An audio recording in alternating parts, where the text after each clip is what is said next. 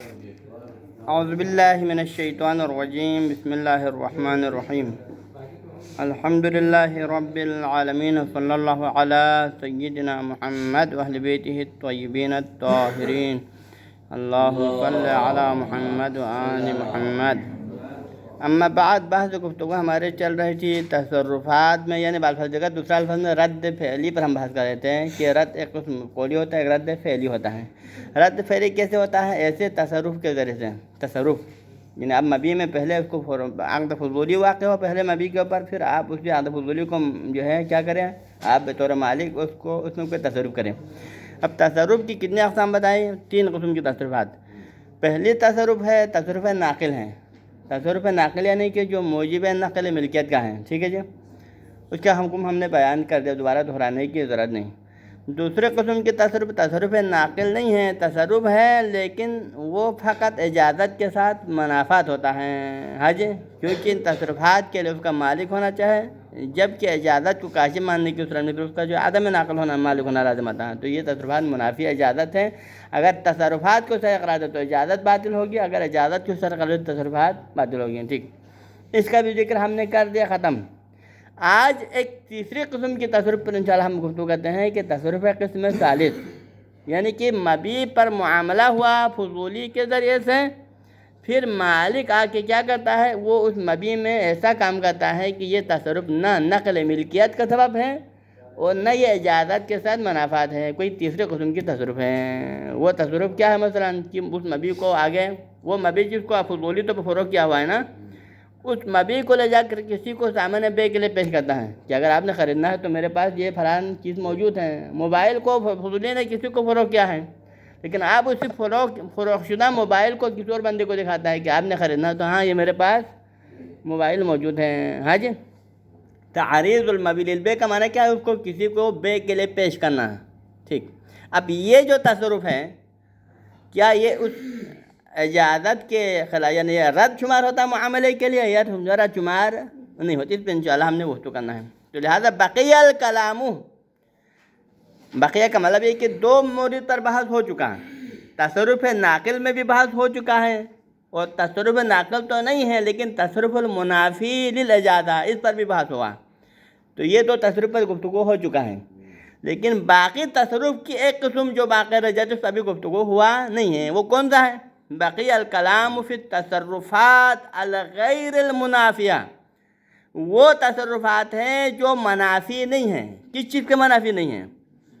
لملک المشتری منہ العقد، عقد کے دوران مشتری کے مالک ہونے کے ساتھ منافات نہیں رہتا، یعنی عقد کے دوران وہ مالک فرض کرے، نہ بھی فرض کرو یہ ہو سکتا ہے، مثلا عقد کے دوران یہ مالک نہ بھی رہے تب بھی یہ کام ہو سکتا ہے، اس کے لیے مالک ہونا شرط نہیں ہے، تو لہٰذا اس کی ملکیت کے ساتھ یہ تصرف کا منافات نہیں رکھتا۔ مثلا اس کی مثال کیا ہے؟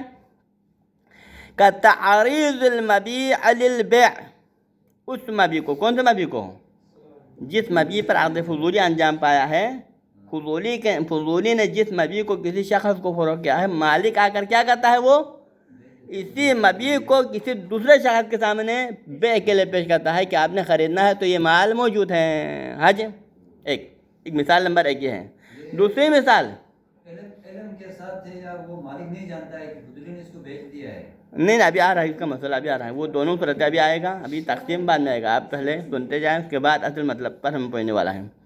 2 صورتیں ہوگا، ہو سکتا ہے اس کو پہلے عقد سے التفات ہے، ایک دفعہ اس کو پہلے والا عقد سے التفات نہیں۔ اب دونوں کا حکم انشاءاللہ الگ الگ ہوگا، بیان کریں گے۔ اب ایک اور مثال اسی کی، کس کی مثال؟ جو اس کی ملکیت کے ساتھ منافات، یعنی ملک نہ ہونے کے باوجود بھی ہو سکتا ہے، مثلا یہ وہ کیا ہے؟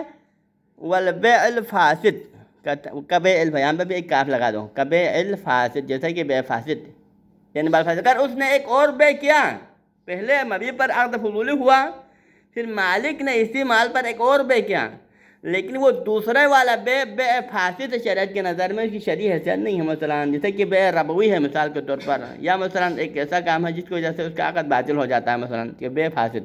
اب یہ بیع فاسد کیا ہے؟ بیع فاسد کی وجہ سے اس کی وہ مال اس کی ملکیت سے نہیں نکل جاتا ہے، بلکہ اس کی ملکیت اب بھی باقی رہ سکتا ہے، ٹھیک ہے جی، سمجھ میں آ رہا ہے؟ بیع فاسد۔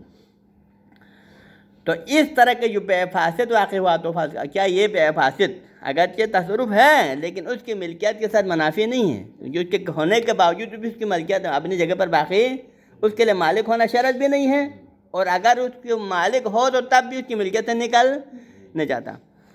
تو وَهَذَا أَيْضًا عَلَىٰ قِسْمَيْنِ، اور یہ والا تصرف بھی جو کہ ملکیت کے ساتھ منافی نہیں ہے، اس کی بھی دو قسم ہیں، اس کو بھی ہم دو حصوں میں تقسیم کر سکتے ہیں۔ کیسے؟ پہلی قسم لِأَنَّهُ، کیونکہ یہ والا تصرف اِمَّا أَن يَقَعَ، یا تو یہ تصرف واقع ہو جاتا ہے، کس حال میں واقع ہوتا ہے؟ حال التفات المالک، شیخ ولایت کا سوال، اس کا جواب یہ آ رہا ہے، اما یقع حال التفات المالک الی وقوع العقد من الفضول علی مالہ، یا تو اس حال میں واقع ہوا مالک نے، یعنی مالک نے یہ والا تصرف مثلا مبیع کو کسی کے سامنے فروخت کرنے کے لیے پیش کرنا، یا اس حال میں واقع ہوا کہ التفات المالک، مالک کو پتہ ہے التفات ہے، کس بات سے التفات ہے؟ الی وقوع العقد من الفضول علی مالک، کہ جس مال کو میں ابھی بیچ کے لیے کسی کے سامنے پیش کر رہا ہوں، اس مبیع پر فضولی نے پہلے معاملہ کیا ہوا ہے، فضولی نے میرے اس موبائل کو پہلے زید کو فروخت کیا ہوا ہے، اب میں اس کو بغیر کے سامنے پیش کر رہا ہوں، یہ اس کو پتہ ہے۔ یہ پہلی صورت ہو گیا التفات المالک الی وقوع العقد من الفضول علی مالہ، ای مال یعنی المال التی یعنی یعرض للبیع مثلا، یہ وَإِمَّا أَن يَقَعَ فِي حَالِ عَدَمِ الْالْتِفَاتِ، یا تو یہ اس حال میں یہ کام کر رہا ہے کہ اس کو پہلے والے عقد کی طرف متوجہ نہیں ہے، یعنی اس کو پتہ نہیں تھا، اس کو پتہ نہیں تھا کہ میرے اس موبائل پر کسی دوسرے نے معاملہ کیا ہے نہیں کیا، فضولی نے اس کو کسی کو فروخت کیا نہیں پتہ نہیں ہے، اس نے اس کو کسی کے سامنے بیچ کے لیے پیش کیا، لیکن بعد میں پتہ چلا کہ اس پر کوئی معاملہ ہوا تھا، یہ عدم التفات ہے۔ تو یہ دونوں صورتیں بن جاتی ہیں۔ اب اس کا حکم کیا ہے؟ اس کا حکم بھی الگ الگ ہوگا نا، اگر وہ التفات کے ساتھ یہ کام کرے تو اس کا حکم کچھ اور ہوگا، اگر عقد ثابت کے ساتھ التفات کیے بغیر اگر یہ کام کرے تو حکم کچھ اور ہوگا۔ اب آتے ہیں اس کا حکم، اما الاول یعنی ان یقع هذه التصرف او هذا التصرف مع التفات وقوع العقد السابق الذي وقع من الفضول، یہ تصرف مالک نے انجام دیا ہے اس حال میں کہ مالک کو اس عقد سابق کے بارے میں پتہ بھی تھا کہ فضولی نے اس پر معاملہ پہلے سے کیا ہوا ہے مثلا، تو پھر کیا ہوگا، پھر اس کا حکم کیا ہوگا؟ فَهُوَ رَدٌّ فِعْلِيٌّ لِلْعَقْدِ، تو اس صورت میں اس کا یہ تصرف کیا شمار ہوگا؟ عقد کے لیے رد فعلی شمار ہوگا۔ کون سا عقد کے لیے؟ اس عقد کے لیے جس کو فضولی نے انجام دیا، کیونکہ فضولی نے موبائل زید کو فروخت کیا تھا، اور مالک کو یہ بھی پتہ ہے کہ میرے موبائل کو فضولی نے زید کو فروخت کیا، پھر بھی اسی موبائل کو کسی کو سامنے فروخت کے لیے پیش کرا، تو یہ کیا ہے؟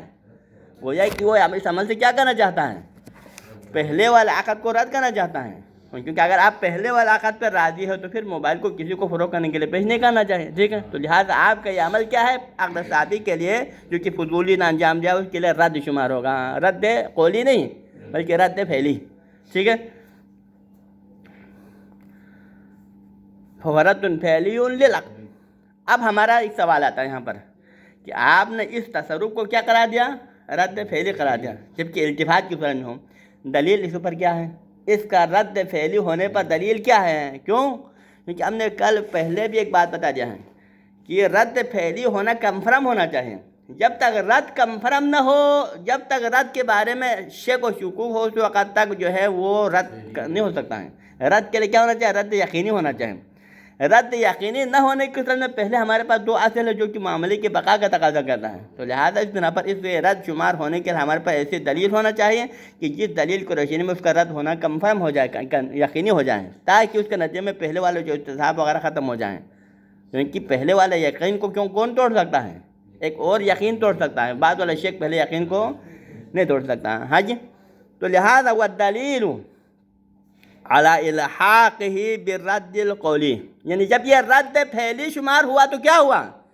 پھر یہ رد قولی کے ساتھ ملحق ہوا نا، ہوا نہیں ہوا؟ جس طرح رد قولی میں جب وہ فسختو کہتا ہے یا رددتو کہتا ہے تو اس طرح میں کیا ہے؟ پھر یقیناً یہ پہلے معاملے کے لیے رد شمار ہوتا ہے اور فسخ شمار ہوتا ہے، تو پھر یہ رد فعلی بھی کیا ہوگا؟ رد قولی کے ساتھ ملحق ہوگا، تو پھر یہ رد فعلی بھی معاملے کے لیے فسخ ہوگا۔ تو اس رد فعلی کو، اس تصرف کو ہم نے کیا کیا؟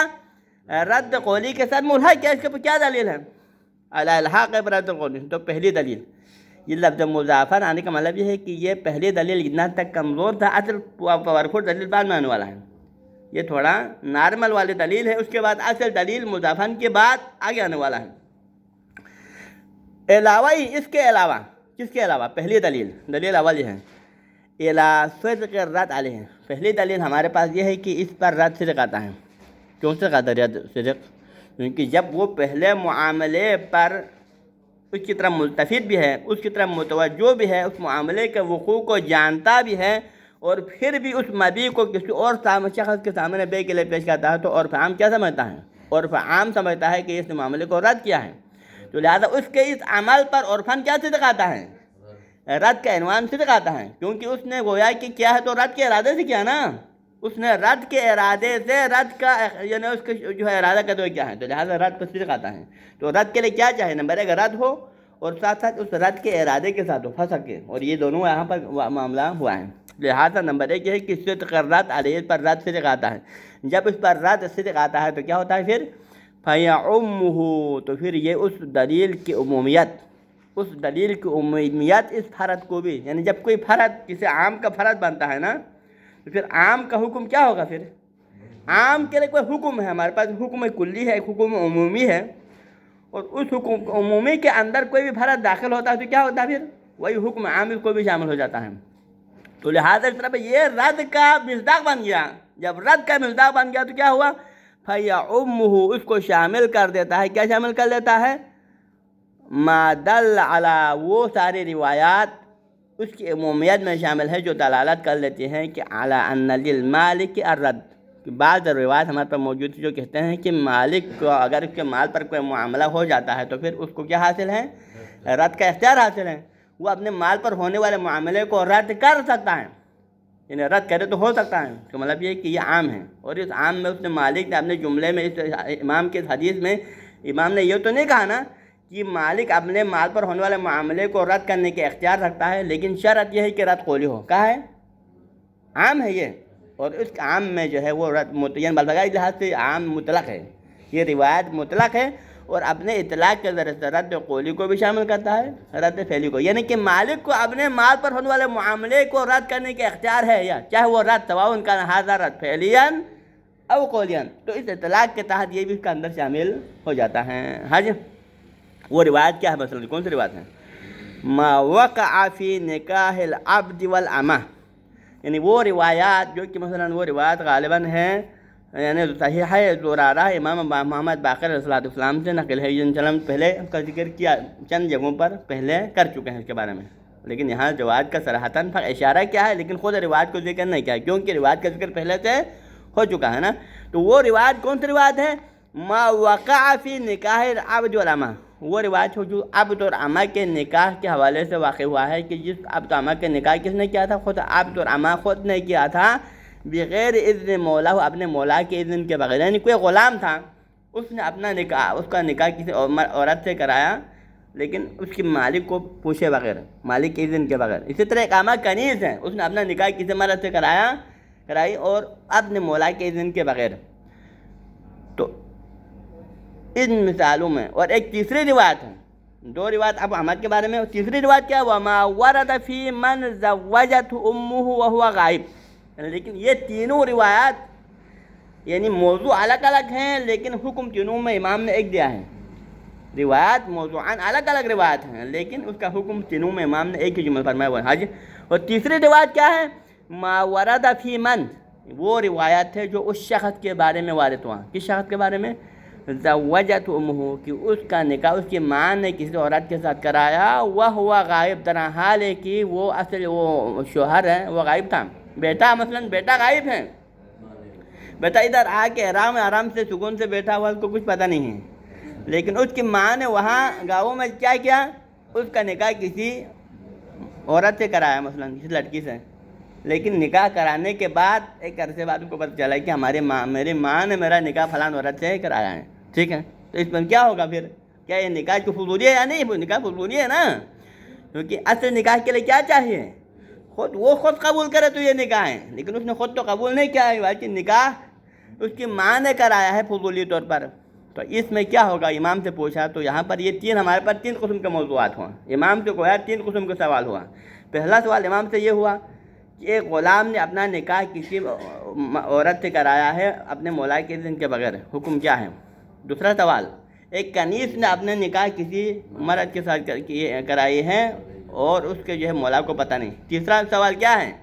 ایک ماں نے اپنے بیٹے کا نکاح کسی عورت سے کیا ہے لیکن بیٹے کو ابھی تک پتہ نہیں ہے، تو اس صورت میں کیا حکم ہے؟ تو اس کا جواب امام نے کیا فرمایا؟ من قولہ علیہ الصلوۃ والسلام. تینوں صورتوں میں امام نے ایک ہی جواب دیا. کیا جواب دیا؟ ان شاء قبل و ان شاء ترک. یہ امام کا تینوں کا مشترکہ جواب ہے کہ اب اس کو پتہ چل کہ بعد میں میرا نکاح کسی. اب یہاں پر ان شاء قبل و ان شاء ترک کس سے مربوط ہے؟ اگر یہ مسئلہ اب تو عمل سے مربوط ہو تو اس طرح میں پھر شاء ترک و قبل کا سے مربوط کون ہے؟ اس کا مالک ہے، کیونکہ اس کے مولا کو پتہ چلا کہ میری کنیز کے نکاح فلان، اس کنیز نے فلان کے ساتھ کیا ہے، یا میرے غلام کا نکاح فلان عورت سے کیا ہے، اور مولا کو پتہ چلا تو پھر مولا کو انشاء المولا ترک اخذ و انشاء ترک. مولا کو اختیار حاصل ہے کہ اس نکاح کو باقی رکھنا چاہے تو رکھ سکتا ہے، اور مولا چاہے اس نکاح کو ختم کرنا چاہے تو ختم بھی کر سکتا ہے. یہ مولا سے مربوط ہے. لیکن اگر وہ اس بیٹے کی بات ہو جس کی ماں نے اسے نکاح کیا ہے تو اس طرح انشاء اخذ و تولی کا متعلق کون ہوگا؟ اس کا وہ بیٹا ہوگا، کہ اس کے بیٹے کو بعد میں پتہ چلتا ہے کہ میری ماں نے نکاح فلاں عورت سے کرایا ہے، تو پھر اس بیٹے کو اختیار حاصل ہے کہ انشاء قبل و انشاء ترک ہے. یہاں بیٹے سے مربوط ہے. ٹھیک ہے، انشاء قبل و انشاء ترک. ہاں جی، اب یہاں پر یہ جواب ہے. تو نولی کے مطلق ہیں. کیفیت تقریب الاستدلال میں کیا ہے؟ اس میں تقریب الاستدلال یہ ہے کہ اس میں امام نے مطلقاً فرمایا ہے کہ اس کو اگر پتہ چلے تو پھر اس کو اختیار حاصل ہے کہ چاہے وہ قبول کرے چاہے وہ ترک کرے. ترک کرے سے مراد یعنی رد کرے. ترک کا معنی کیا ہے؟ رد. اب امام نے یہاں یہ قید نہ لگایا کہ عورت حتماً کیا ہونا چاہیے؟ رد قولی ہونا چاہیے. یہ ذکر نہیں کیا نا، حتماً رد فعلی ہونا چاہیے، کوئی ذکر نہیں کیا، بلکہ مطلق ہے. اور اس اطلاق سے کیا سمجھ میں آتا ہے؟ اس کو رد کرنے کے اختیار حاصل ہے، چاہے وہ رد فعلی شکل میں ہو چاہے وہ رد قولی شکل میں ہو، دونوں کو شامل ہیں. ٹھیک ہے نا؟ یہ تو اب اس اطلاق کے ذریعے سے ہم رد فعلی کو بھی ثابت کر سکتے ہیں. یہ ایک استدلال ہے. لیکن آگے کے الا میں کیا کہنا چاہتے ہیں کہ لیکن یہ اطلاق جاری کرنے کے لیے شرط ہے.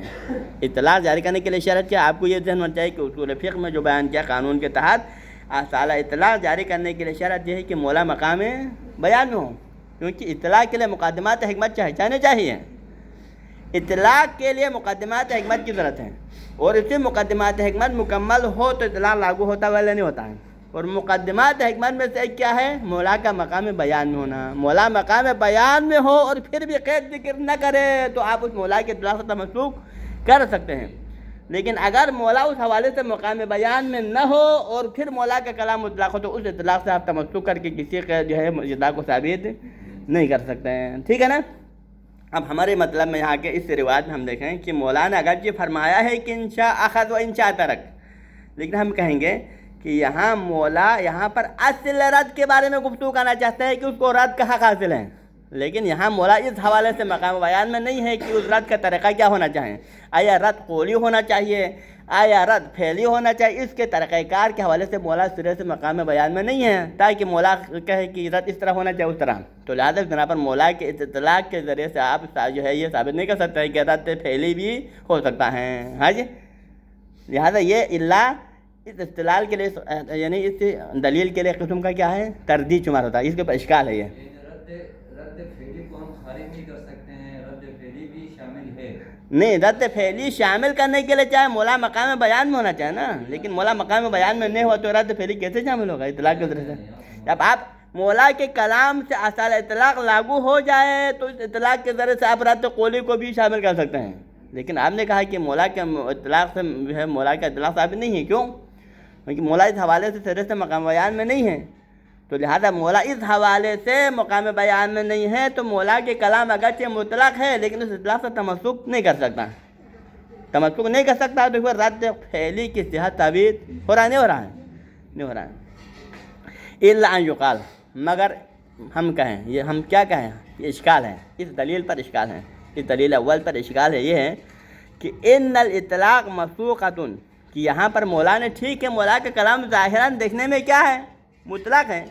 لیکن یہ مقام بیان میں ہے، مسلوق کا معنی ہوتا ہے مقام بیان میں ہونا، لیکن مولا کا اطلاق اس بات کو سمجھانے کے لیے وارد ہوا ہے کہ ان لہو الترک، مولا ہمیں فقط یہی کہنا چاہتے ہیں کہ اس کو ترک کا اختیار حاصل ہے، یعنی کہ وہ اپنے مال پر ہونے والے معاملے کو رد کرنا چاہے تو رد کرنے کے اختیار اس مالک کو حاصل ہے، فقط یہاں تک مولا کے اطلاق کا دائرہ کار ہیں۔ فلا تعرض فی تعرض، یعنی کہ یہاں پر مولا مقام بیان میں سرے سے نہیں ہے اس حوالے سے کہ کیفیت رد، کہ رد کس طرح ہونا چاہیے۔ یہاں پر مولا نے آپ کو یہ سمجھانا مقصود نہیں، یعنی یہاں امام علیہ السلام یہ سمجھانا نہیں چاہتے ہیں کہ رد کا اختیار اس کو حاصل ہے اور وہ رد کا طریقہ کار کیا ہونا چاہیے، آیا رد قولی تو پہ ہونا چاہیے، آیا وہ رد فعلی تو پہ ہونا چاہیے۔ ان چیزوں کو ذکر کرنے کے حوالے سے مولا سرے سے متوجہ ہی نہیں ہے، اس بات کو بیان کرنا مولا کا مقصود نہیں ہے۔ اگر یہ مولا کا مقصود ہوتا اور پھر بھی مولا ان میں سے کسی ایک صورت کو ذکر نہ کرتا تو مولا کے اطلاق سے ہم مسلوق کر کے کہہ سکتے ہیں کہ یہاں رد قولی بھی شامل ہے، رد فعلی بھی شامل ہے، لیکن اس حوالے سے مولا مسکوت ہے، مقام بیان میں نہیں ہے۔ لہذا اس بنا پر آپ اس دلیل کو بطور دلیل پیش کر کے یہاں پر رد فعلی کو رد قولی کے ساتھ ملحق کر سکتے نہیں کر سکتے ہیں، نہیں کر سکتے ہیں۔ حج یہ دلیل اول ہے، یہ دلیل اول تھا، لیکن اس پر کس حد تک مصنف نے اس کو کیا کیا، اس دلیل اول کو ریجیکٹ کیا ہے۔ اب آتا دلیل ثانی، یہ اوپر ایک مضافن آیا تھا نا، مضافن الی، یہ دلیل اول، اس دلیل اول کے علاوہ مضافن الی ماذا، دوسری دلیل اس مضافن سے مربوط ہے۔ دلیل ثانی اس عمل کا، کیونکہ ہمارے پاس اس تصرف میں ہے کہ جس کو ملتفت ہونے کے باوجود کہ یہ تصرف مولا نے کس طرح سے کیا، مالک نے اپنے مال پر ہونے والے معاملے جو عقد فضولی کی شکل میں ہوا ہے اس کی طرح ملتفت ہونے کے باوجود اپنے مبیع کو آگے بیع کے لیے پیش کیا، ٹھیک، تو یہ بھی رد شمار ہوتا ہے، اس کی دلیل بیان کریں نا، تو رد شمار ہونے کی دوسری دلیل یہ ہے کہ ان المانع من صحت الاجازہ بعد الرد القولی موجود فی الرد الفعلی، کہ ہم اجازہ بعد الرد کو صحیح نہیں سمجھتے ہیں۔ فقہا کا اس بات پر سب کا اتفاق ہے کہ اجازت اس وقت تک مولا مالک کا نافذ ہے اگر اس سے پہلے رد نہ ہو، لیکن اگر مولا مالک پہلے کیا کرتا ہے، اس مالک کے مال پر کوئی عقد فضولی پہلے انجام پایا، پھر درمیان میں اس نے کسی طریقے سے معاملے کو رد کیا اور رد کرنے کے بعد پھر اجازت دیا، تو پھر یہ اجازت جو رد کے بعد آیا ہے وہ اجازت نافذ نہیں، یہ قانون سب کے نظر میں، ٹھیک، تو پھر کیوں ہے بھائی، رد کے بعد والے اجازت کے لیے معنی کیا ہے، ایک اہم معنی ہے اور وہ معنی مشترک ہے۔ ان مسئلے کا مفت میں تو فقہا تو نہیں کہیں گے نا آنکھ بند کر کے کہ رد کے بعد والے اجازت قابل قبول نہیں ہے، وہ اجازت نافذ نہیں، مفت میں بغیر دلیل تو نہیں کہے گا نا، کہ بلکہ رد کے بعد والے اجازت قبول نہ ہونے کے لیے کوئی نہ کوئی معنی ہے، اس معنی کی وجہ سے فقہا نے کہا کہ رد کے بعد والے اجازت قابل قبول نہیں۔ اب وہ معنی کیا ہے، اگر ہم دیکھیں تو وہ معنی مشترک ہیں، چاہے رد قولی شکل میں ہو تب بھی یہی معنی لازم آتا ہے، چاہے وہ رد فعلاً ہو تب بھی یہی معنی آ جاتا ہے۔ تو لہٰذا اگر آپ اسی معنی کو مد نظر رکھتے ہوئے رد قولی کے بعد الاجازت کو باطل سمجھتے ہیں تو پھر یہی معنی تو رد فعلی میں ہے، لہٰذا یہاں پر بھی اگر آپ نے رد فعلی کیا اس کے بعد الاجازت باطل ہوگا۔ اس کا مطلب کیا ہے، اجازت باطل ہونے کا مطلب یہ کہ یہ رد صحیح ہے اور اس طرح سے معاملہ باطل ہو جاتا ہے۔ یہ دوسری دلیل ہے۔ دلیل ثانی ان المانع من صحت الاجازہ بعد الرد القولی، یعنی وہ مانع کہ جو اجازت کے صحیح ہونے کے راہ میں حائل ہے، کون سی اجازت، بعد الرد القولی، رد قولی کے بعد، کہ اگر مالک پہلے رد قولی کرے، فسخت کہیں، پہلے عقد فضولی ہوا اس کے موبائل پر، پھر بعد میں مولا کو پتہ چلا مالک کو، پھر اس نے کہا فسخت یا رددت، پھر فسخت و رددت کہنے کے ایک گھنٹے بعد، ایک دن کے بعد کہا کہ اجازت، پھر بات الاجازت تو صحیح ہے، پہلے رددت تو صحیح ہے۔ جب آپ نے پہلے رددت یا فسخت کہا تو اجازت کو حیثیت تو نہیں رہا نا، اس اجازت کی کوئی حیثیت نہیں، جو کہ آپ نے رد قولی کے بعد کیا ہے، رد قولی کے بعد والے اجازت کی کوئی حیثیت، کیونکہ یہاں ایک اہم بہت بڑا معنی ہے، انشاءاللہ وہ معنی ابھی بتایا گا، ایک بہت بڑا معنی ہے، اور یہ معنی رد قولی کے بعد والا اجازت کو کیا کرتا ہے، کالعدم قرار دیتا ہے، اور وہی معنی موجود پھر رد الفعلی، یہ رد قولی کے اندر اکیلا یہ معنی نہیں ہے، بلکہ یہی معنی رد فعلی کے اندر بھی ہیں۔ وہ معنی کیا بھی آ رہا ہے، وہ معنی یہ ہے، وہ معنی یہ ہے کہ خروج المجیز بعد الرد عن کونہ بمنزلۃ احد طرفی العقد، ٹھیک ہے نا، جب پہلے آپ کے مال پہ عقد فضولی ہوا تھا اور جب تک آپ نے رد نہیں کیا تھا تو آپ کے اندر ایک صلاحیت تھی. کون سی صلاحیت؟ کہ آپ اجازت دے کر اس عقد کا طرف واقع ہو سکتا تھا. آپ جب تک عقد ابھی تک کالعدم نہیں کیا تھا، آپ نے فسخ کے ذریعے سے اس پہلے والے عقد کو آپ نے کالعدم نہیں کیا تھا، تو کالعدم کرنے سے پہلے آپ کے اندر اس عقد کا طرف یعنی عاقد بننے کی صلاحیت آپ کے اندر موجود تھی. لیکن جس مرحلے میں آپ معاملے کو رد کر کے رددتو کہتا ہے یا فسختو کہتا ہے تو فوراً گویا کہ آپ نے کیا کیا؟ عقد کی بنیاد ختم کر دیا. پہلے والے عقد کی عقد کا ذریعے سے آپ نے وجود کا عدم ہی کر دیا. تو پھر اسی آپ کے رددتو فسختو کے کہتے ہی آپ اس عقد کا طرف ہونے سے نکل گیا. اب آپ عقد کا طرف ہی نہیں ہیں. جب آپ عقد کا طرف ہی نہیں ہوتا تو پھر آپ کی اجازت اور آپ کی کیا حیثیت ہے؟ اجازت کی حیثیت رہتا ہے. اجازت کی حیثیت کس عنوان سے ہے؟ جب تک آپ اس عقد کا طرف ہو سکتا ہے اس وقت تک آپ کی اجازت کی شرعی حیثیت ہے. لیکن آپ نے اپنے آپ کو عقد کا طرف ہونے سے نکال دیا تو پھر آپ کی اس اجازت کی شرعی حیثیت نہیں رہا نا. تو یہی معنی ہے. اور یہی معنی آ کر کہتا ہے کہ رد قولی کے بعد والی اجازت باطل ہیں. اور لیکن یہی معنی یہاں پر رد فعلی میں بھی ہے، کیونکہ یہاں پر آپ نے اس رد فعلی کے ذریعے سے اس مبیع کو کسی دوسرے کے سامنے فروغ کے لیے پیش کرنے کے ذریعے سے آپ نے آپ کو کیا کیا ہے؟ عقد کے طرف ہونے سے نکالا ہے. جب آپ عقد کے طرف واقع نہیں ہوتا ہے تو آپ کا یہ عمل فسخ شمار ہوا. پھر بعد آپ نے اجازت دینے کا کوئی فائدہ نہیں رہے گا. ہاں جی. ان المانع من صحت الاجازہ بعد الرد القولی، رد قولی کے بعد اجازت قبول ہونے کے راہ میں جو بنیادی معنی ہیں یہی معنی موجود ہے رد فعلی کے اندر بھی. لہذا وہ معنی کیا ہے؟ ما هو هذا المعنی؟ وہ معنی یہ ہے کہ خروج المجیز بعد رد عن کونہ بمنزلۃ احد الطرف العقدی، کیونکہ مجیز کیا ہو جاتا ہے؟ اس رد قولی کرنے کی وجہ سے وہ عقد کے طرف ہونے کے دائرے سے نکل جاتا ہے. اور اجازت تب درست ہوتا ہے جب تک وہ عقد کا طرف واقع ہو. طرف ہونے کے بعد، طرف کے دائرے سے خارج ہونے کے بعد پھر اجازت کی شرعی حیثیت نہیں رہتا. ہاں جی. اور وہ معنی یہاں یہی مجیز کا عقد کا طرف ہونے سے نکلنا عقد رد فعلی میں بھی لازم آتا ہے یا رد قولی میں بھی لازم آتا ہے. تو لہٰذا اس بنا پر جب آپ رد فعلی کو صحیح سمجھتے ہیں تو رد قولی کو بھی صحیح، رد قولی صحیح ہے تو رد فعلی بھی. یہ دوسری دلیل ہو. دلیل ثالث، تیسری دلیل. کس چیز کی دلیل؟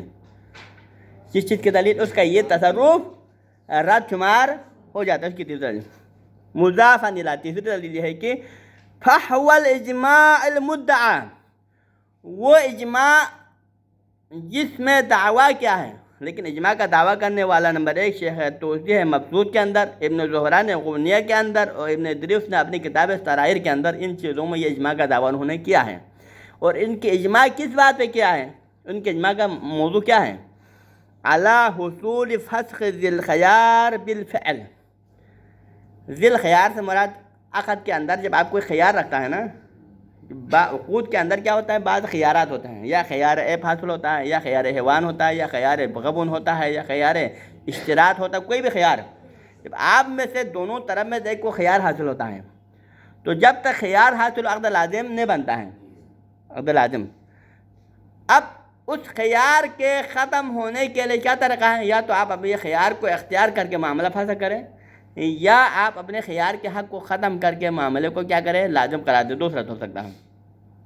تو اسی خیار کے ختم کرنے کا ایک طریقہ یہ ہوتا ہے کہ آپ نے اپنے لیے خیار تو رکھا تھا نا، آپ نے اپنے لیے خیار کو رکھا تھا کہ میرے لیے خیار حاصل ہے معاملہ فسخ کرنے کے اوپر، لیکن خیار کو آپ نے فعلا قولاً اخترت تو نہیں کہا، اخترت الفسخ نہیں کہا لفظ زبان سے، بلکہ آپ نے خیار کے مدت میں آپ کو 5 دن کے لیے خیار حاصل تھا یا 10 دن کے لیے، اسی خیار کے مدت ختم ہونے سے پہلے آپ نے اس مبیع میں تصرف کیا اور اس مبیع کو کسی دوسرے بندے کو فروخت کرنے کے لیے پیش کیا. مثلاً اسی طرح جس طرح ابھی پیش کیا ہے فضولی کے اندر، اسی طرح وہاں پر بھی صاحب خیار نے کیا اس صاحب خیار نے اسے مبیع کو فروخت کرنے کے لیے کسی دوسرے سامنے کے پیش کیا یا اس میں کوئی تصرف کیا. تو پھر وہاں پر علماء کا اجماع ہے کس بات پر کہ اگرچہ اس نے قولاً اخترت الفسخ تو نہیں کہا زبان سے، لیکن اس کا یہی عمل کیا شمار ہوگا؟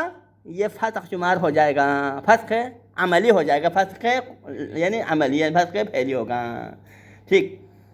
تو جس طرح وہاں پر اجماع ہے خیار کی مدت میں اس تصرف کی وجہ سے عقد فسخ ہو جاتا ہے ذی الخیار کی طرف سے، تو پھر یہاں پر عقد فضولی میں بطرق ہے، کیونکہ یہاں پر فحوا ہے نا، فحوا کا مطلب مفہوم اولویات ہے کہ وہاں فسخ اور ذوالخیار کے مسئلے میں اس رد فعلی کی وجہ سے، اس تصرف کی وجہ سے جب معاملہ فسخ شمار ہو سکتا ہے، تو یہاں تو بدل کا اولا ہو سکتا ہے۔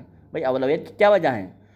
اولویت کی وجہ یہ ہے کیونکہ عقد خیاری کے اندر معاملہ کیا ہوتا ہے؟ پہلے معاملہ لازم ہوتا ہے، یعنی تزلزل حدوث نہیں ہوتا ہے، لزوم الحدوث ہے، تزلزل فی البقاء ہوتا ہے وہاں پر، کہ اس کا حدوث تو کنفرم ہے نا، عقد تو ہوا، کیونکہ دونوں طرف ایجاب و قبول، موجب و قابل دونوں خود ہیں، دونوں مالک ہیں، میں اپنے مال کا مالک، آپ اپنے مال کا مالک ہیں، ہم دونوں نے آپس میں یہ معاملہ کیا، تو پھر عقد حدوث کے لحاظ سے تو تزلزل نہیں ہے نا، حدوث حادث ہوا ہے کنفرم، کیونکہ ایجاب و قبول مکمل ہیں، لیکن فقط خیار حاصل ہونے کی وجہ سے تزلزل فی البقاء ہے، کیونکہ بقا کیوں ہیں؟ کیونکہ اب اس کو جب تک اس کو اختیار حاصل ہے، دنواڈول ہے کہ ہو سکتا ہے وہ اپنا خیار استعمال کر کے معاملے کو فسخ کرے، ہو سکتا ہے خیار استعمال نہ کریں، اس وجہ سے بقا میں تزلزل ہے، وہ حدوث میں تزلزل نہیں ہے۔ تو جہاں پر یہاں پر حدوث یقینی ہو، جس معاملے کے اندر حدوث تو یقینی ہے لیکن فقط بقا میں تزلزل ہو، وہاں پر فعل کی وجہ سے معاملہ فسخ ہو سکتا ہے، رد فعل ہو سکتا ہے، تو یہاں پر اس طرح سے تزلزل فی الحدوث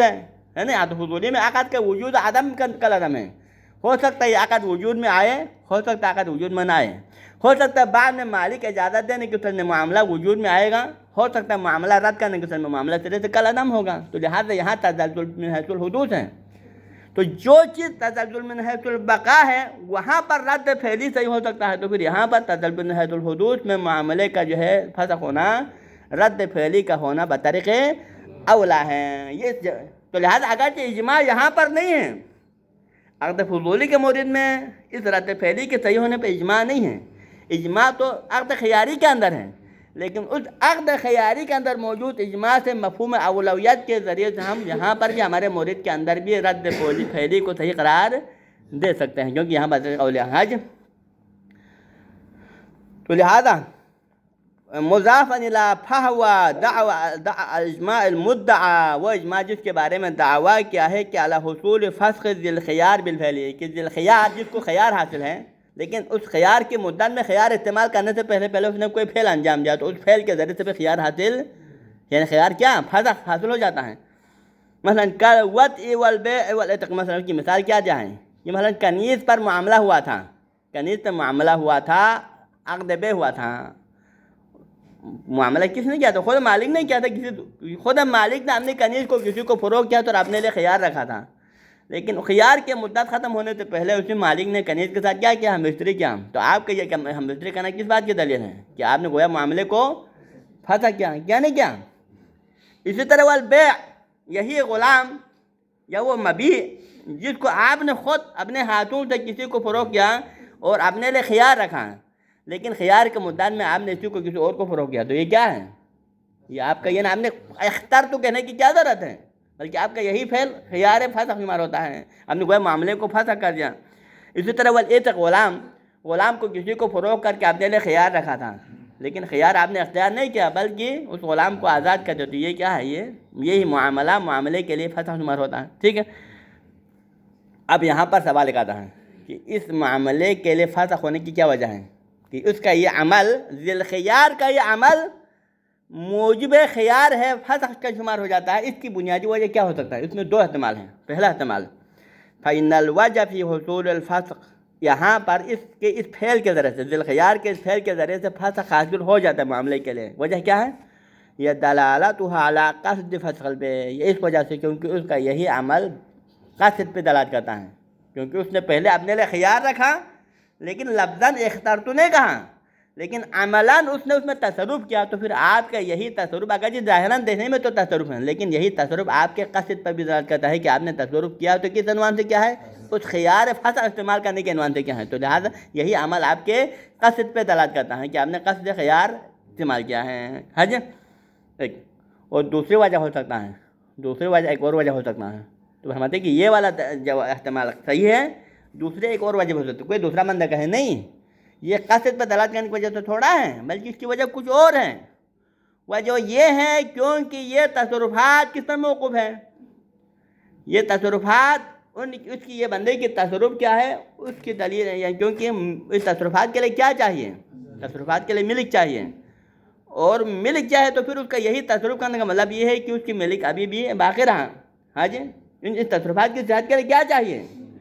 ملک چاہیے، اور لہٰذا اس ملک کا اور اس کے پہلے والے عقد کے ساتھ تنافی ہے۔ جب آپ نے تصرف کیا تو اس کا مطلب کیونکہ تصرف کے لیے ملک چاہیے، لہٰذا آپ بعنوان مالک کے تصرف کرتے ہو تو پھر آپ کی یہی ملکیت خود بہت پہلے والے عقد کے ساتھ کیا رہتا ہے؟ منافعات پیدا ہوتا ہے۔ اس وجہ سے عقد کیا ہوا؟ آپ کے تصرف نے ملک کو ثابت کیا، اور اس کا ملک کا جو پہلا عقد کے ساتھ تنافی ہوا، اس تنافی کی وجہ سے یہ تصرف صحیح ہوا، ٹھیک ہے، اور عقد کیا ہوا؟ فاسد ہوا۔ تو اس کا جواب کیا؟ یہ غلط ہے، یہ والا جواب غلط ہے۔ کیوں؟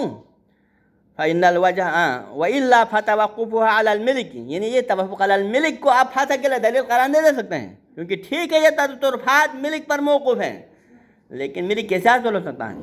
ملک حاصل ہونے کی جب آپ نے پہلے عقد کیا نہیں کیا، آپ نے خود اجابہ قبول کر دیا، معاملات زید کو فروغ کیا، آپ نے مبی کو، تو فروغ کرنے کی ضرورت ہے کس کی ملکیت میں کیا ہے؟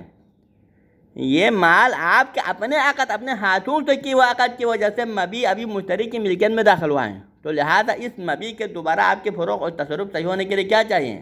آپ کے مالک ہونا چاہیے، اور آپ اس وقت تک مالک نہیں بن سکتا جب تک پہلے آپ اپنے زبان سے فسخ نہ کریں، کیونکہ جب آپ پہلے فسخ کریں گے تو پھر پہلے والا عقد زائل ہوگا، اور زائل ہونے کے بعد پھر آپ مالک بنے گا، اور مالک بننے کے بعد آپ کے تصرف جائز ہوگا، نہیں کہ آپ کے تصرف کی وجہ سے پہلے عقد کو جو ہے مکمل طرح سے اس کے منافی ہو جائے۔ بات غلط ہے، ہاں جی، کیونکہ عقد کا ثبوت کنفرم ہے نا، عقد کا وقوع یقینی ہے، اس عقد کو یقینی ہونے کے سمجھے تصرف کے صحیح ہونے کے لیے، تصرف کا ملک میں ہونے کے لیے جب پہلے نمبر پر عقد کے لیے فسخ ثابت ہونا چاہیے، اور فسخ ثابت ہونے کے بعد ملک ثابت ہوگا، تب یہ تصرفات صحیح ہوگا۔ اب تصرفات کو دلیل بنا کر عقد کی فسخ کے اوپر دلیل قرار نہیں دے سکتے ہیں، ہاں جی۔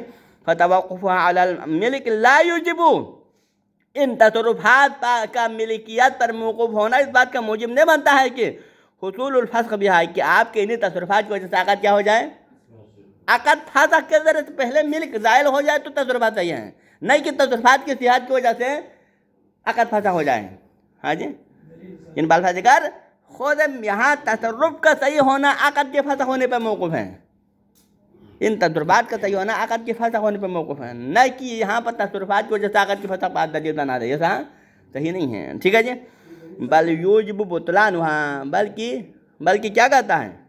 بل یوجب بطلانها، بلکہ جب تک عقد باقی ہے فسخ ثابت نہ ہو، عقد کا صحیح ہونا کیا چیز بات کا موجب بنتا ہے؟ جب تک وہ عقد ابھی جگہ پر ہے اس وقت تصرفات کو باطل، اس عقد کا صحیح ہونا کیا کر رہا ہے؟ آپ کے ان تصرفات کو باطل قرار دے رہا ہے، نہیں کہ آپ کے تصرفات عقد کو باطل کر رہے ہیں۔ کیا ہو رہا ہے؟ کیونکہ عقد یہاں پر متزلزل الحدوث نہیں ہے، متزلزل ہے، متیقن الحدوث ہے، تو جب آپ کا عقد متیقن الحدوث ہے تو پھر آپ کا عقد جب تک فسخ کنفرم نہ ہو اس کے بعد سارے تصرفات کو کیا کہتا ہے؟ باطل کرتا ہے۔ آپ یہاں الٹا کر رہے ہیں کہ تصرف کے ذریعے سے عقد کو فاسد کرنا ثابت کرتا ہے، یہ نہیں ہوتا ہے، یعنی معاملہ الٹا نہیں ہوتا بلکہ سیدھا ہونا چاہیے، ہاں جی۔ بل یوجب بطلانہ، آپ کے تصرفات آپ کا پہلے والا عقد جو کہ متیقن الحدوث ہے یہ موجب بنتا ہے کہ آپ کے یہ سارے تصرفات کیا ہیں؟ باطل ہیں، لہٰذا اس بنا پر آپ خود تصرف کو فقط اس بنا پر کیونکہ یہ تصرفات متوقف علی الملک ہیں، لہٰذا یہ تصرف ہونا اس بات کی دلیل ہے کہ آپ کا جو ہے پہلے والا معاملہ فاسد ہو، اس طرح دلیل نہیں کر سکتے ہیں۔ فقط دلیل کس طرح کر سکتے ہیں؟ کیونکہ آپ کا یہ تصرف کیونکہ آپ کے قصد فسخ پہ دلالت کرتا ہے، اس قصد پہ دلالت کرنے کی وجہ سے کیونکہ آپ نے تصرف کیا کس عنوان سے کیا؟ پہلے عقد کو فسخ کرنے کے قصد سے کیا ہے، اور اس قصد کی وجہ سے یہ بھی کیا ہے؟ وہ فسخ قولی کے مانند ہے، اس وجہ سے تصرفات کی وجہ سے پہلے والا عقد کیا ہوا؟ باطل ہوا۔ لیکن جب قصد کو درمیان میں نہ لانے کے طور میں خود تصرف میں ہوتا ہے، تصرف عقد کے لیے فسخ شمار نہیں ہوتا بلکہ نتیجے میں عقد اس تصرف کو باطل کرتا ہے، سمجھ نہیں آ رہا ہے؟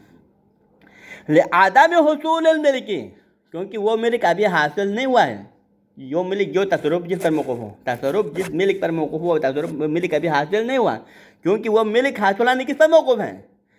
المتوقف علی الفسق قبل، کیونکہ ملک حاصل ہونے کے لیے پہلے ملک کا ہونا موقوف ہے کہ پہلے آپ عقد کو پھنسا کریں، اس عقد کو جب آپ پہلے والا عقد کو خیار استعمال کر کے عقد کو پھنسا کریں گے تو آپ کی ملکیت واپس آئے گی، اور ملکیت واپس آنے کے بعد آپ کے تصرفات صحیح ہوگا، نہیں کہ آپ عقد کو پھنسا کیے بغیر تصرفات کر کے ڈائریکٹ ذریعہ کر عقد کو پھنسا کرنا، یہ معقول نہیں ہے، ہاں جی۔ حتی تصادف، یعنی جب آپ پھنسا کر کے ملکیت کو واپس لائے گا تو پھر حتی تصادف حاضر تصرفات میں، تو پھر آپ کے تصرفات ملک کے ساتھ برابر آئے گا، وإلا آپ کے تصرفات ملک کے بغیر نہیں بلکہ بغیر ملک کے تصرف ہیں، اور بغیر ملک کے تصرف جائز ہے یا نہیں ہے؟ بلکہ آپ غیر کے مال پہ تصرف کرنا لازم آتا ہے، جو کہ آپ کا تصرف کیا ہے؟ چران باطل ہیں. بس کریں یہاں پر. وصلی اللہ علی سیدنا محمد و اہل بیتہ الطاہرین. صلی علی محمد و آل محمد. آگے نبی